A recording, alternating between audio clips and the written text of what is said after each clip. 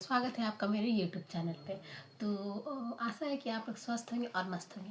तो अभी फ़िलहाल पता है क्या चल रहा है कि एस्टेट नॉर्मलाइजेशन होगा या नहीं, और अगर होगा भी तो बहुत लोग को टेंशन है कि मेरी तो 76 है और मुझे लाना था 75। कहीं नॉर्मलाइजेशन की वजह से मेरे नंबर कम ना हो जाए, या फिर नॉर्मलाइजेशन में नंबर किसी के घटेंगे या बढ़ेंगे। किसी के 74 है तो उस पर उनका क्या प्रभाव पड़ेगा, किसी का 76 है तो उस पर क्या प्रभाव कब पड़ेगा।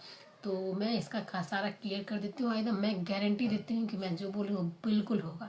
तो चलो बता देते हैं।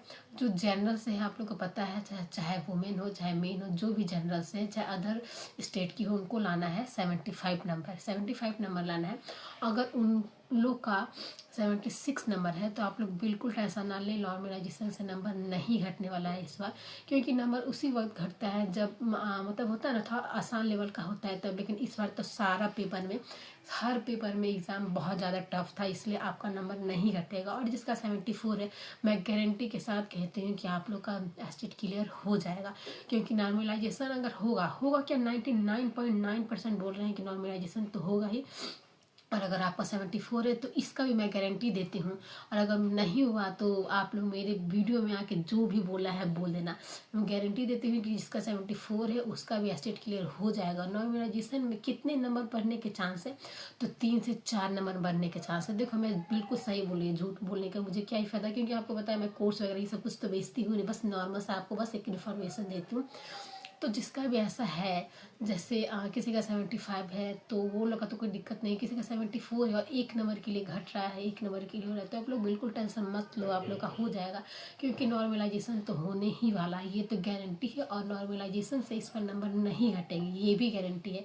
मैं लिख देती हूँ कि पक्का नहीं घटेगा। आप लोग एकदम आराम से रहो, कोई प्रॉब्लम नहीं है। और अगर ऐसा नहीं होता तो मुझे कमेंट करके बताना, फिर मैं बताऊंगी। क्योंकि वैसे मुझे पता है ऐसा नहीं होने वाला है, पक्का नहीं होगा। नॉर्मलाइजेशन से नंबर बढ़ेंगे इस बार, क्योंकि इस बार का पेपर बहुत ज़्यादा टफ था। आप लोग को पता है 2024 में जो पेपर हुआ था वो थोड़ा टफ था, मतलब थोड़ा सा था, मॉडरेट था।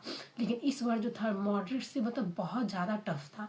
इसलिए इस बार जो नॉर्मलाइजेशन होगा उसमें 3 से 4 नंबर बढ़ने के चांस है। और जिनका भी नंबर कुछ घट रहा है वो बेफिक्र रहो, नंबर आपका ज़रूर बढ़ेगा और आपका एस्टेट क्लियर हो जाएगा।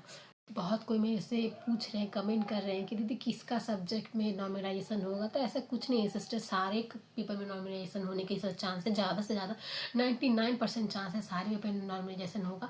क्योंकि ऐसा कोई पेपर ही नहीं था जिसमें बहुत ईजी क्वेश्चन था। आप लोग को पता है इस बार बहुत टफ क्वेश्चन था, 2024 के हिसाब से तो बहुत ही ज़्यादा टफ था।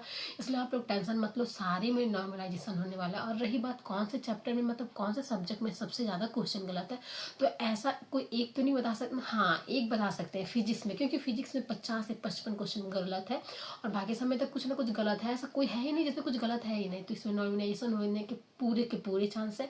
और आप लोग बिल्कुल पॉजिटिव रहिए, नंबर बढ़ेगा घटेगा तो बिल्कुल नहीं। अगर वायद में घट भी रहा है, अगर वायद में घटेगा भी तो 1 नंबर घटेगा। मतलब होता है ना के बराबर जब बोला जाए तो वो 1 नंबर घट सकता है, अदरवाइज नहीं घटेगा।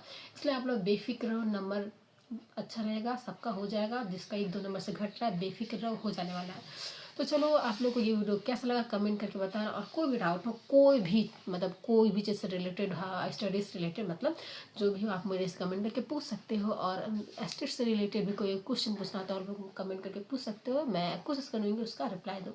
चलो तो मिलते हैं नेक्स्ट वीडियो में, बाय बाय।